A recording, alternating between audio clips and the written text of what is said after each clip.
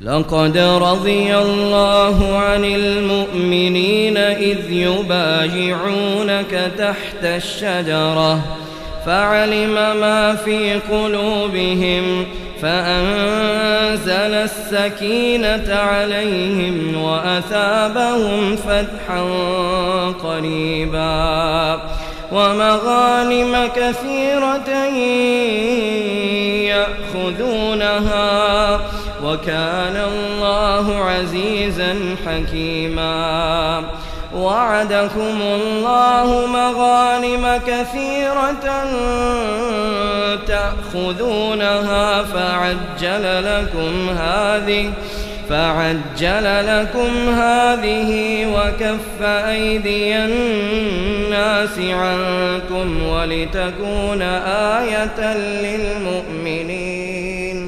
ولتكون آية للمؤمنين ويهديكم صراطا مستقيما.